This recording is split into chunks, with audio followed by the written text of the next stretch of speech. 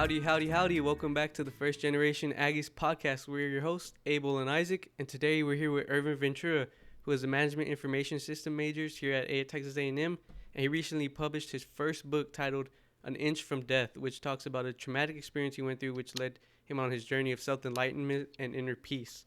So, Irvin, how are you doing today? Man, I'm doing great. I'm excited to be here. Nice. Good to meet you, man. I wanted to ask, since so many people use the word enlightenment, what's it? What's a definition you have of it, and maybe any little bit deeper explanation you have? hmm So, my personal definition for enlightenment is being able to perceive whatever demons or scars, if you will, as far as traumatic experiences that a person may have, and be able to view them with clarity and see the power that they possess instead of seeing them as something that holds them back in life and something that dictates the way that they live and holds them back from living to their fullest potential. So when I use the word enlightenment, it's essentially finally overcoming that and just understanding how an experience like the one that I experienced developed me into the person that I am now and contributed to my character in positive ways too, where before it was something that I was really embarrassed about and really haunted me for years. And kind of like the flip side of that is I would say enlightenment. And I know generally the term enlightenment is used in like a very spiritual context as far as like Buddhism or other religions. I'm not quite there yet, like reaching that high level, but that's just kind of like my personal definition of how I see the word enlightenment. I like that. That's cool. Definitely. So we look forward to hearing about your book and everything. And you're a first generation student, correct? Yes. Okay, cool. And then we'll get into that definitely too. We were excited to have you here on our podcast. We're excited to share your story with all of our viewers and stuff. And we'll have a link to your book down in the description and stuff like that. So before we get into that, we have a quick icebreaker question that we like to ask all our guests. It's pretty typical, and so let's go ahead and hit you with it. The question is, if you could have dinner with any famous person, dead or alive, who would it be and why? All right, so I have like two answers to that. One of them is going to be kind of boring. The other one is going to be like a little bit more relatable, I guess. So the first one would be Socrates or like another famous like philosopher, just because I feel like they were really influential in just developing schools of philosophy and thought. And I would want to like just sit down with them and see how much of their ideas actually manifested into reality, like how we are now in the world, and see if like just how much of their ideas can still like hold on today and just like get their input on things that we see in the world. The other one would be Kendrick Lamar because that's my favorite artist, and I think that would be a pretty interesting conversation. So. That's cool. That's cool. Definitely Kendrick. I like this. I like the Socrates and the Kendrick. Definitely.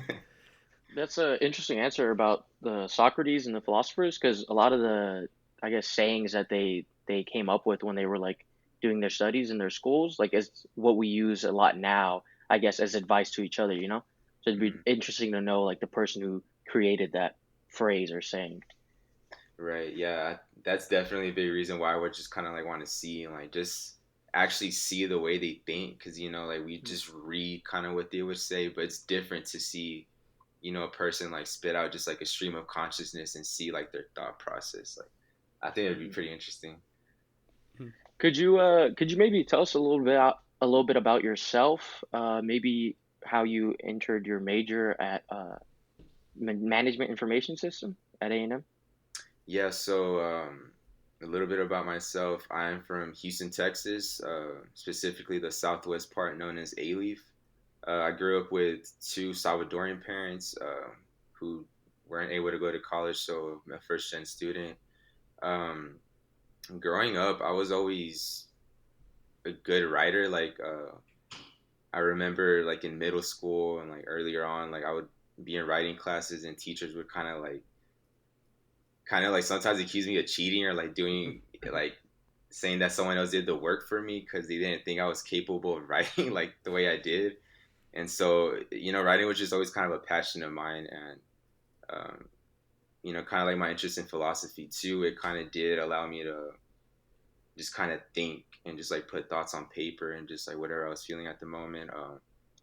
And as far as like picking my major,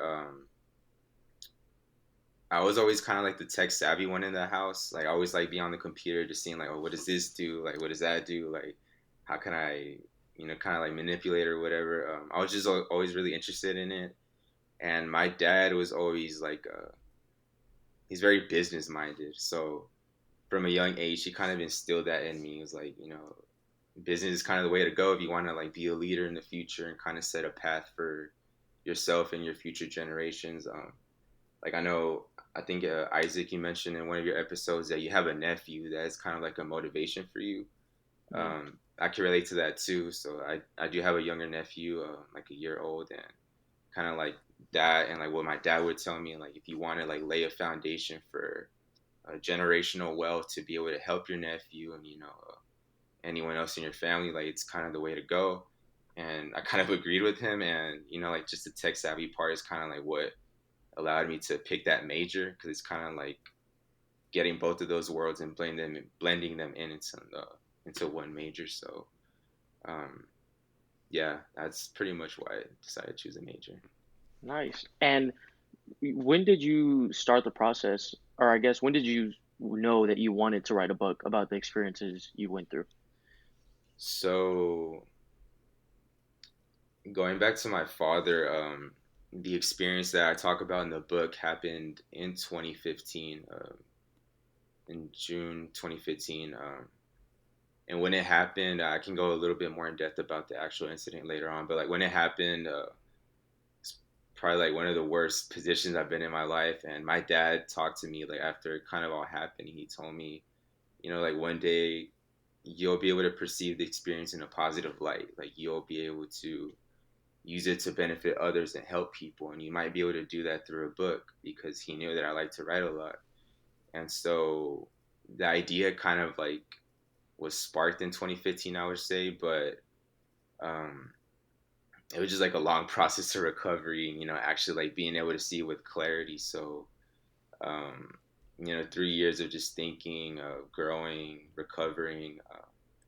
It wasn't until like this year, 2020, 5 years later, like after that experience, where I was able to finally like perceive it in a different light and understand that I could, in fact, use that story to help other people. And um, it finally came to light in July of this year. So that's kind of like Nice. a little Congratulations. overview of the process. Thank you.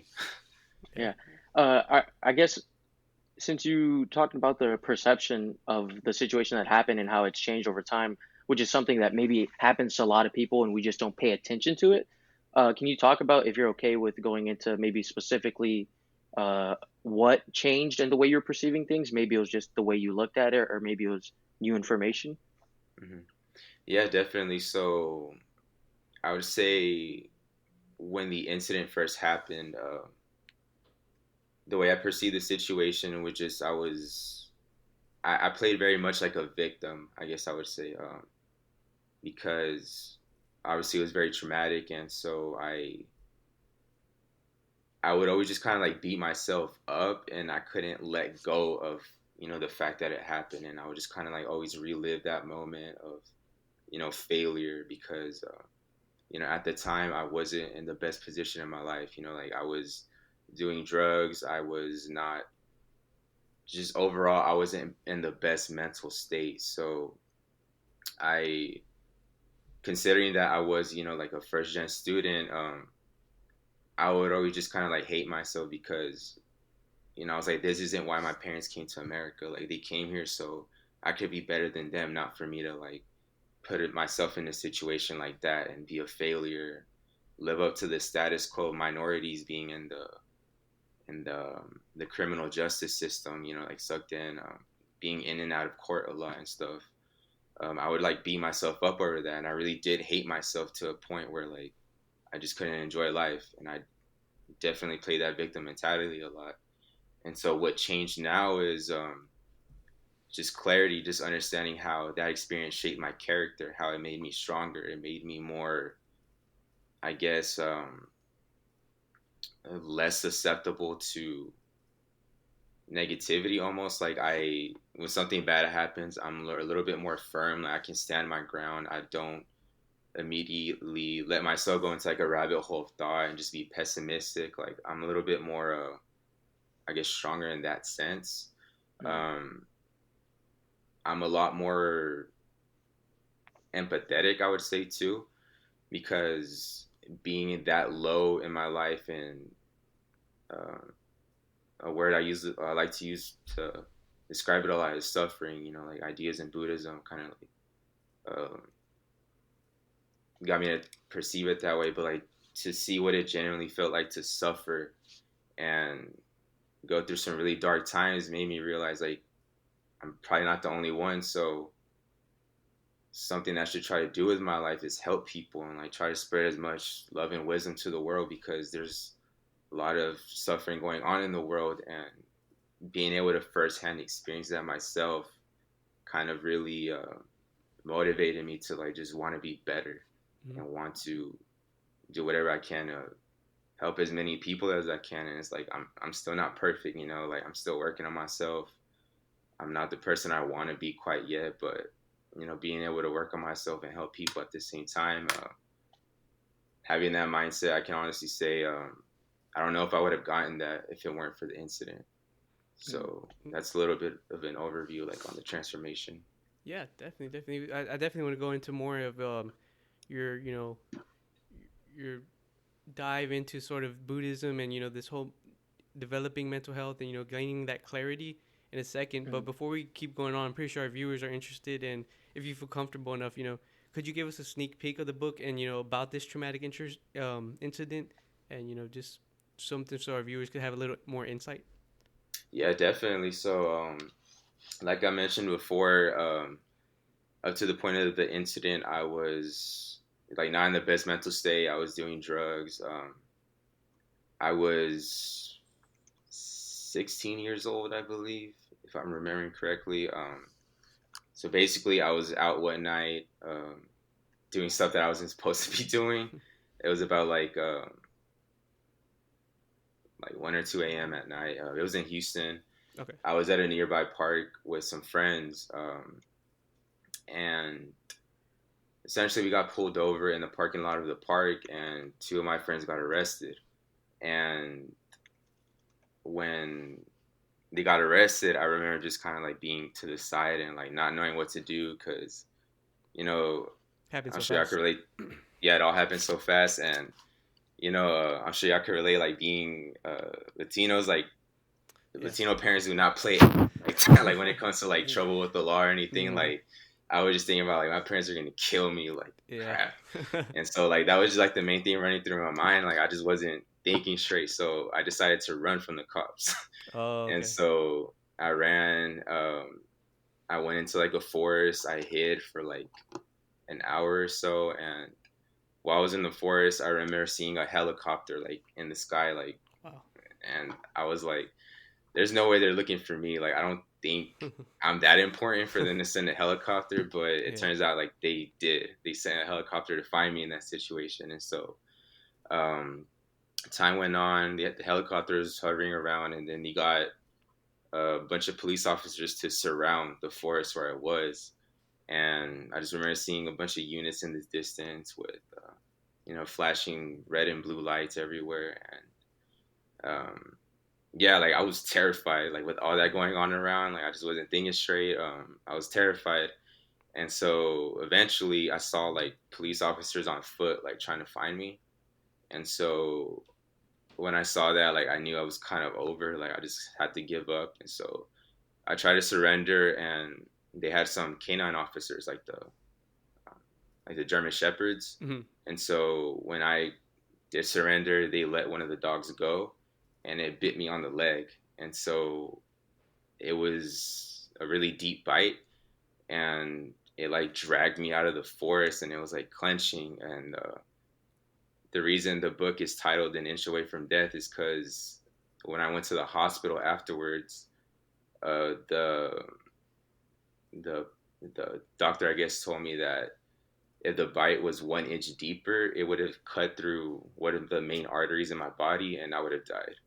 And so the bite was that deep, and it was a really traumatic experience just because on top of like the dog biting me, the officers were just not like they didn't handle the situation the best, I would say. Mm. They laughed at me like while I was on the ground, and like they didn't help me at all, and they just kind of like watched me like almost die, and like And you were that was 16 at really this time, correct? correct. And so like yeah, like I mean like just fighting for your life and like hearing people laugh at you, like that kind of messes you up. And so yeah, like I went to the hospital. I went to two different hospitals actually. I got surgery in downtown or Texas Children, yeah, Texas Children's Hospital in downtown Houston. Mm-hmm. And there I saw my parents, and that was one of the most difficult things to go through, you know, like see my parents after all that happened. And uh, you know, I had surgery. I made it through. Got stitches on my leg. I ended up going to a juvenile detention center after the surgery for like a night, and then my parents got me out, and then the next, let's say like 6 months after the incident, I was kind of like in and out of court um, until like December of that year. And while in court, I was able to see a lot of things that did teach me a lot about the society that we live in, but simultaneously, I, I kind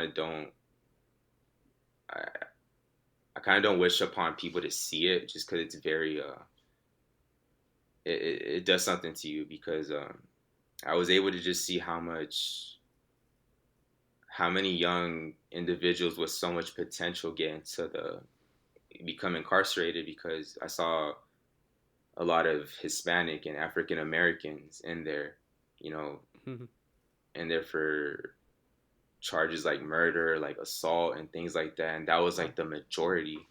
And so that was like a really big moment where I realized like, whoa, like there really is an issue here. Like there really is a systemic racism here. And so seeing that, I actually even saw one of my friends in there, and that was a pretty crazy moment for me. He was like in a jumpsuit, chained up. I was like, man, like if I don't change my life, like this is gonna be me. Mm-hmm. And so I ended up getting probation for a while, and I completed my probation, and thankfully got my charges dropped, even though I had a felony in there. But I was able to get it dropped just because you know I really showed the judge and my lawyers that like I turned my life around. And so yeah, I mean I was able to kind of leave that part of my life behind me once and for all. And that was senior year of high school when I was finally like off probation and everything. But um, that's like the first part of the book. The second part is more so about like the aftermath. So you know, getting off of probation wasn't the end of it. Mm-hmm. I started to really realize the repercussions of it mentally because I started, you know, just becoming very paranoid. I started dealing with a lot of anxiety. I was constantly experiencing depression and a lot of things I just didn't understand why. But, you know, through time and reflection, I was able to realize that a lot of it was kind of tied to who I was back then when that incident happened. And so the second part kind of dives into like what exactly happened to me after, as far as like, you know, suicidal urges, addictions and things like that. And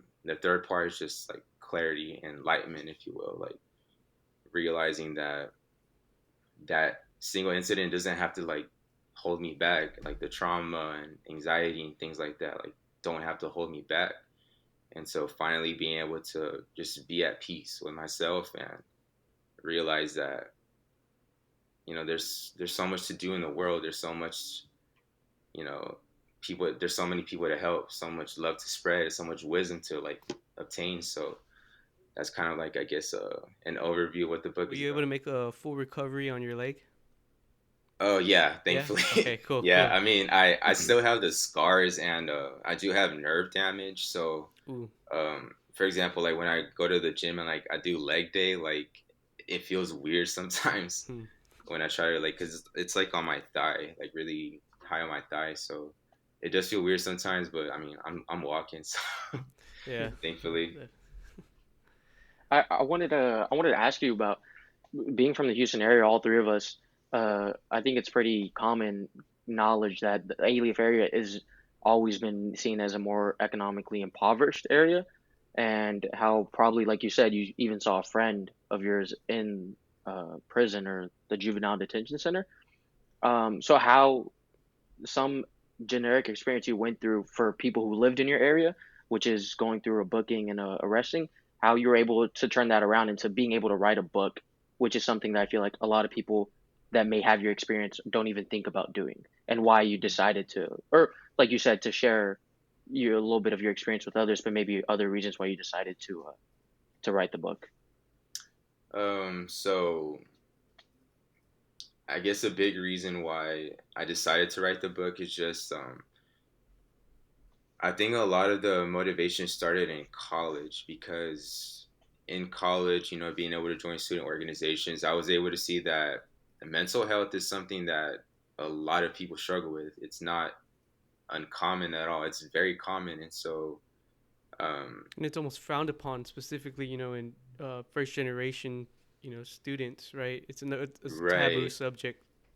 right, because typically um, the parents of first gen students don't understand what it means to be depressed or to experience anxiety, and it's not their fault. It's just I think people in our society are more susceptible to it just because of the nature of like just kind of like the world we live in. But going back to your question, Isaac, yeah, like being able to just to talk to different people and make different friends and hearing their experiences with mental health and things they struggle with, and being fortunate to kind of overcome that phase of my life. And not to say I'm like 100% recovered, I say like I'm doing a lot better, like way better, but um, being in a position where I can openly talk about it and give advice, I felt like it's kind of a moral responsibility I had because I kind of perceived it like the universe put me through that situation for a reason,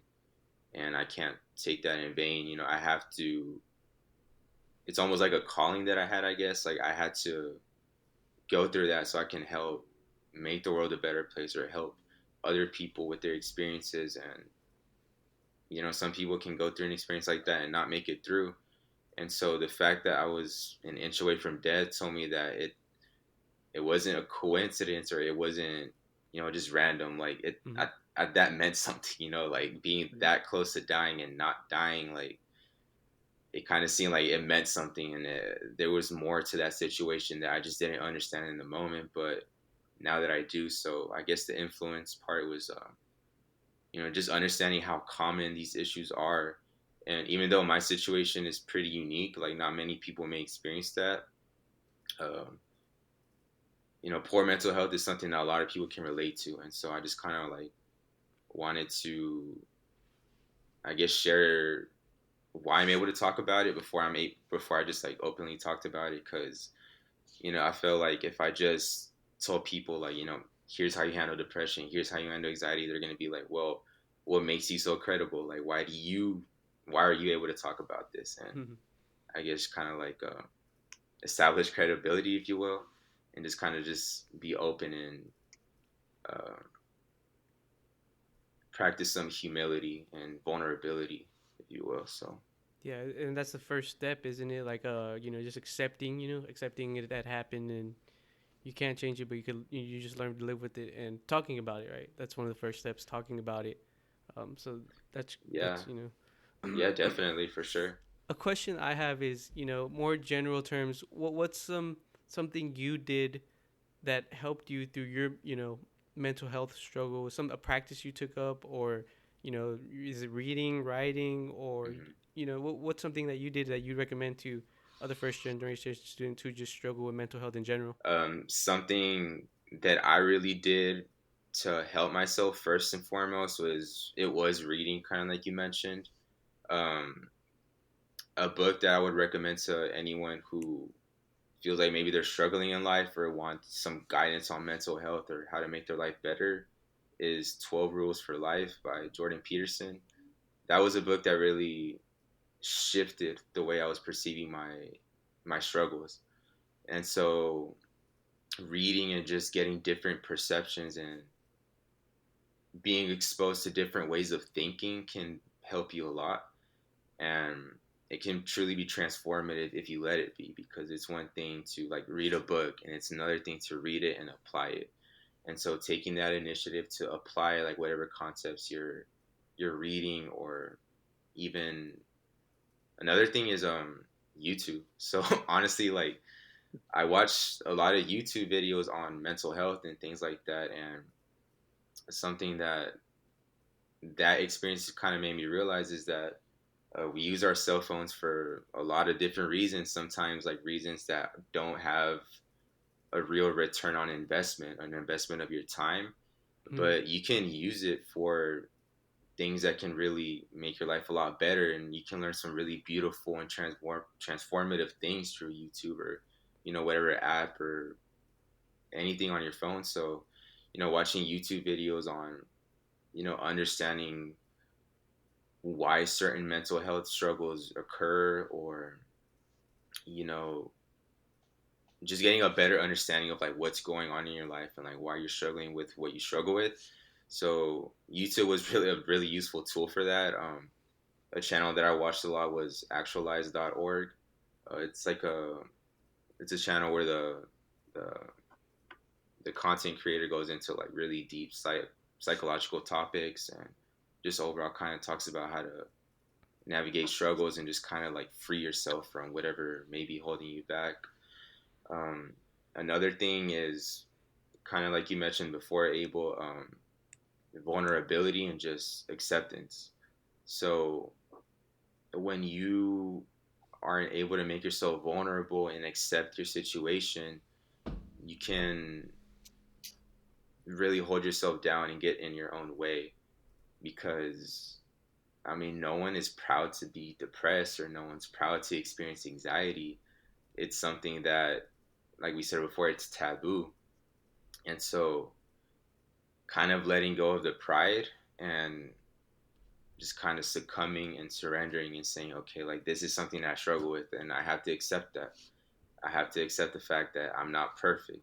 I struggle with this and this and this, and that can be done in a number of ways. Writing, but I think speaking to people is like the most effective way. And um, for someone who maybe just came to college and doesn't really have a social circle to talk to, I would say, I mean, even telling your parents maybe, and that's one of the most difficult things to do, because I did have those conversations with my parents and tell them, hey, like I'm struggling with this anxiety, depression, I have suicidal urges, and they just didn't understand, because it's not their fault. It's just they never experienced it, because we live different lives. And so um, just openly telling my parents about it just made me feel a lot freer, and it made me realize, okay, like this doesn't have to dictate my whole life. Like this is something I can free myself from.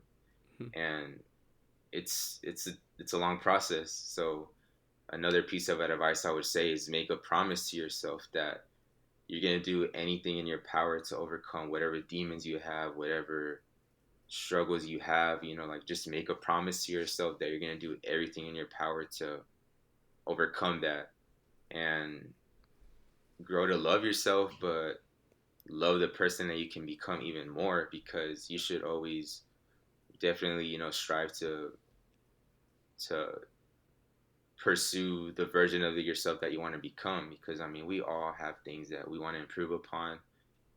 None of us are like 100% content with ourselves. So there are like a few things that I would recommend to someone who may be having similar struggles. Yeah, definitely. And in our pre-interview, I know there's one quote that you said that I see here. It's pretty cool. It says, "Don't be afraid to let your old self go. Don't get attached to the person you are now. Plan for the future, but don't forget you're living in the present." Which Right. we're all trying to get better day by day, and the only person you should be comparing yourself to is the version of you yesterday. So I Yeah. really like that. And on the backtracking to the whole, you said your parents didn't really understand the whole mental health thing. I feel like us first gen students have a double whammy, because generation to generation, mental health was never really took serious. But I think the last generation as a whole, it just never was. And then us being first gen students from Salvadorian or parents or Mexican parents or stuff like that, I feel we have that standard of machismo, which is Yeah. like you're sad, just man up. That's it. That's Yeah. sort of what that's it's a stigmatism that we deal with both those sides, and that's why I was really excited to have you on this episode and talk about your book, your struggle, because that's the first step. Us talking about it, and I was excited to have this episode on mental health because it's a topic that it's kind of steered away from, but it's awesome to get into depth on it and talk about it with you guys. Definitely. Yeah, and it also I feel like is something that is becoming so much more popular now in a good way, because so many more people are talking about it. We're having a podcast about it, and I feel like that's the big barrier that everyone was maybe past generations couldn't overcome, was that fear of even talking about it. And I feel like that's why it's really good to shed light on personal situations that everyone goes through, because I guess like so what Abel was saying, that even though there might be people who are listening or who go to A&M who haven't been through traumatic experiences like the one you have, that everyone still deals with anxiety and depression in their own ways. And like you said, the more we talk about it and the more we're able to understand it, the easier it'll be for everyone around each other to just, I guess, be more patient, I guess is a good way of putting it, with Mhm. other. Right. Yeah. I'm actually thinking about an interview that I saw with Andre 3000, who is another one of my favorite rappers. He talks about how, you guys mentioned how mental health is starting to become something that's a little bit more widely accepted and people are more willing to talk about it. And it just kind of makes you think about, people from past generations who experienced it, but there weren't labels for it back then. Mhm. People just thought it was like, I don't know, like I don't even know how they dealt with it. It's an interesting thought to think about, how much our society has advanced, and it makes you think about how much people in the past might have struggled. It's just there wasn't any help or even less like words to describe what it was. That you probably just like, oh, like Just maybe like a surprise. religious, yeah, like a maybe even like a religious connotation to it. We don't know, but it's an interesting thing to think about. And then one thing too is to keep an eye out on your friends, because you never know who's going through it, and there's some warning signs that you could see and stuff like that you got to keep an eye out. And for freshmen, um, college is not just about the academics. A big part of it is the spiritual journey and the person you become at the end. That's another quote I stole from Irvin. He said in his pre-interviews. I just wanted to bring that up because I like that quote as well. Do you want to talk more about that, Irvin? Yeah, for sure. So I had a professor freshman year that would always tell us that when you go to college, if you're when you walk that stage, if you're still the same person that you were when you came in, then you did it wrong. And so I guess like by the spiritual journey, a little bit kind of like what I meant about that is me personally, I like to label anything that is deeply transformative and contributes to pursuing the next version of yourself can be deemed as spiritual almost. And that kind of ties into the previous quote that you mentioned of like, don't get attached to yourself. Like, don't be afraid to let yourself go and evolve into a different person. And so with college, there are a lot of things that I didn't realize were going to happen when I came in. So one of the main things was college can really change the way you perceive the world because I guess me, for example, coming from Southwest Houston, A-Leaf, it's kind of like a bubble.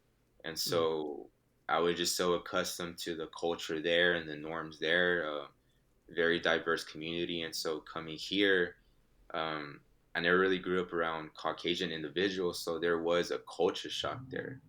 And just growing to understand how different the culture of many of the people that I interacted with here just showed me that, okay, like what I think I know is right doesn't isn't necessarily right. Like there's so many different ways to go about life. There's no right way to do it. There's just different ways to do it.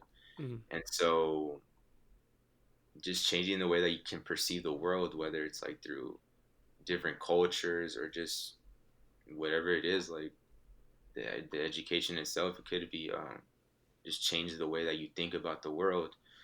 Um, Also, being in a new place alone can force your it can force you to get to know yourself, and that can be a good thing or a bad thing because um, college culture is very much like the social aspect of college can very much be going out and drinking, getting blackout drunk, or like doing drugs or whatever it can be. So the more I've gone through college, the more I see it's like people are just trying to either find an escape from themselves or finding an escape from responsibility. And I think the truly dangerous one is when you're trying to find an escape from yourself, whatever for Mm. whatever reason it is.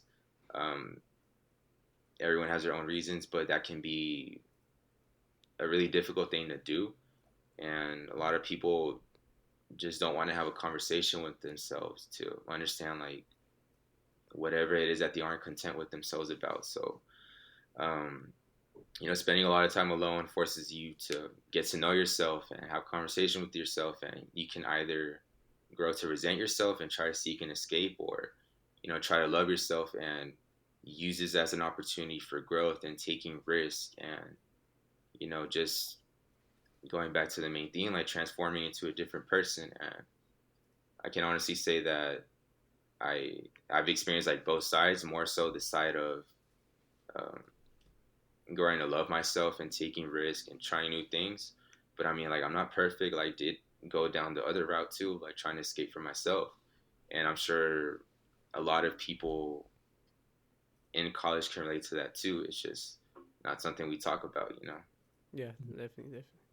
And as far as going to A&M, is there a specific reason that even though you were worried about the culture change, as I was too, being first generation, what made you still decide to go to A&M, even knowing that there was going to be that little difference? Yeah. So obviously A&M gives a lot of money to first gen students, so that was definitely a factor. But I mean, just coming here and getting a tour of the campus. I don't know what it was. It's like something just told me like this is where you should be. It was just kind of like the feeling that I had, and I was like, okay. And as far as like the culture shock and expecting that, um, I saw it as an opportunity to almost be like an ambassador for where I was from. I Mm. didn't want it to be something that held me back. I wanted it to be like an opportunity for me to lead by example and start playing my part to break the stigma of minorities not going to college, or like minorities being dumb, or whatever like preconceived notions of people may have. I wanted to play my part to break that. And I mean, I did have people tell me like, oh, like you're gonna go to A&M, you're gonna be like, you're gonna change, you're gonna fall into the culture that persists there. But I mean, I don't regret my decision at all. I honestly do love it here. I love all the opportunities I've been given, and I know the social and political atmosphere here can have some tension to it, but I mean, if we don't take the initiative, as first gen students, to put ourselves in these positions, and despite whatever may be going on, then who is? We Yeah, have to be the ones to take that leap, and we have to be the ones to lead by example, and Yeah. you know definitely. try to change things. Yeah, I like that. I like that. Because A&M gets knocked hard for not being very diverse or whatever.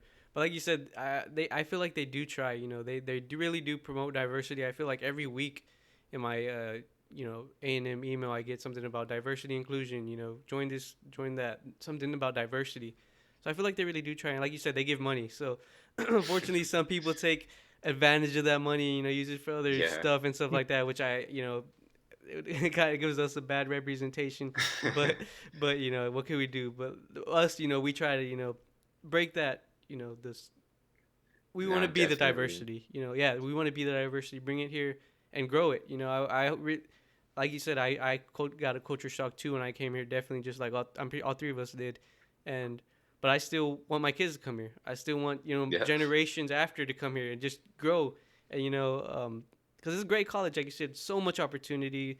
The people, there's sometimes it does, the political tension these days. There's tension stuff, but that could be found everywhere. I feel like Aggies at heart, we take care of one another, and the Aggie network is so strong, and we look out for one another and stuff like that. So it's good to be a No. part of that, and Yeah, I'm glad yeah, you brought that up. definitely, man.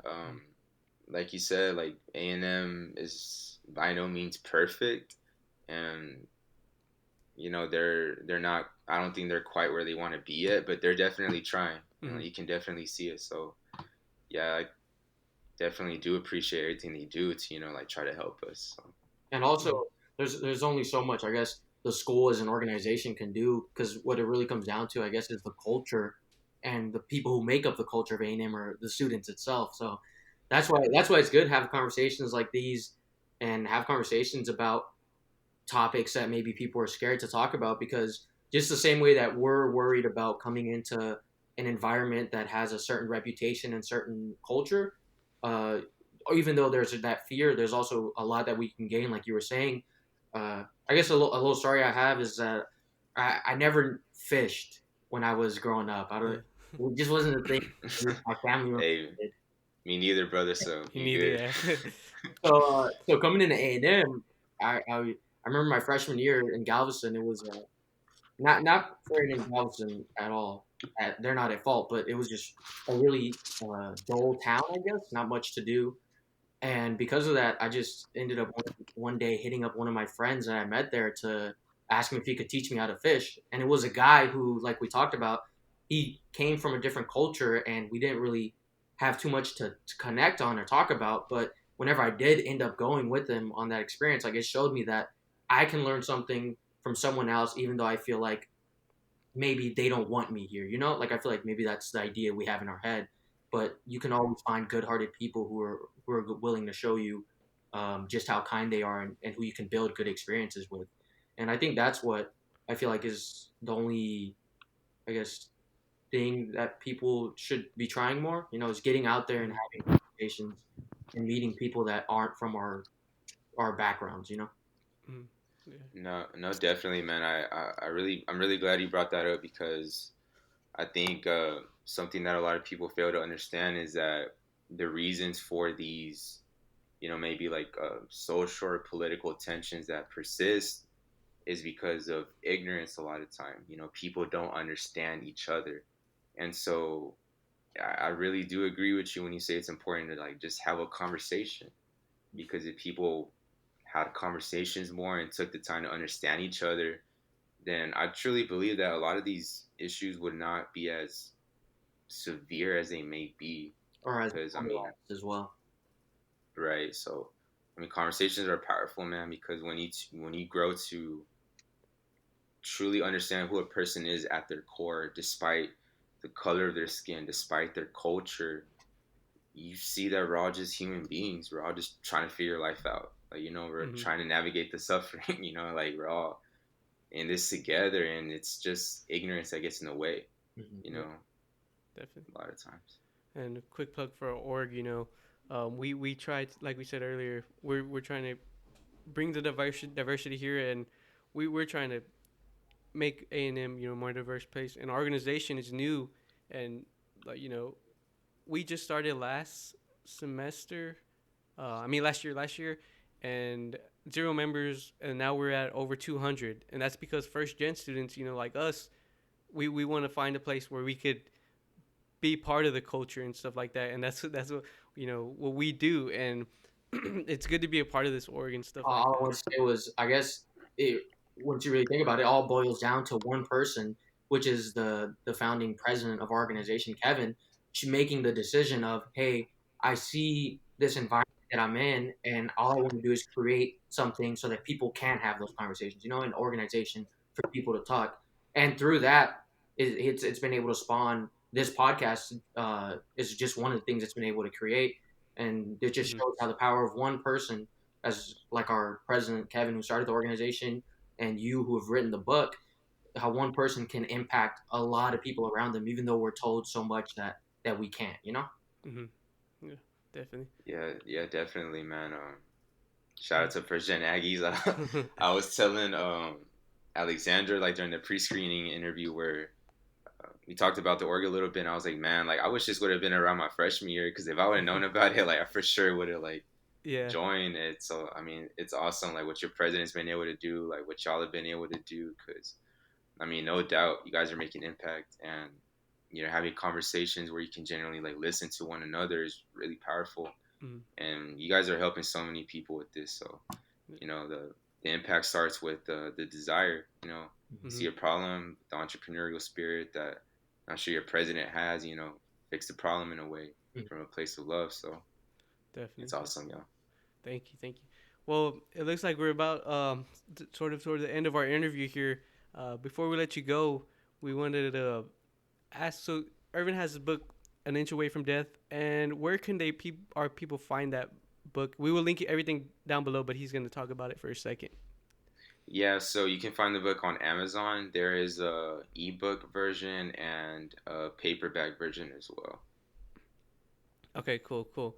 And before we let you go, the last thing is we usually ask our guests, what is a favorite quote or a quote that you try to live by?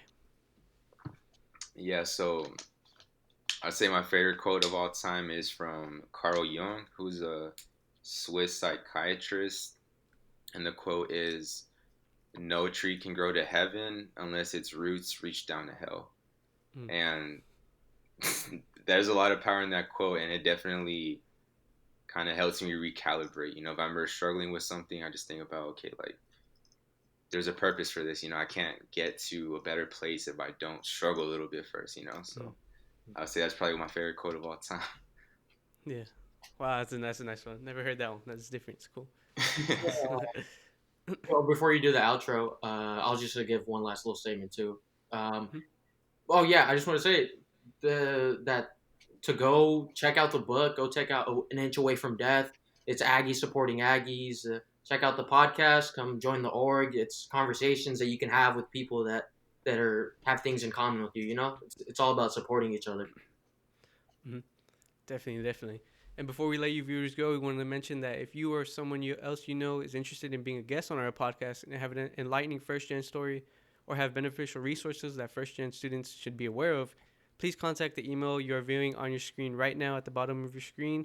Also, a quick shout out to our sponsor, Northwest Drivetrain and Services, located in Houston and Conroe, Texas. They offer a wide variety of semi-truck parts and services such as drive shaft repairs and transmission and differential rebuilds.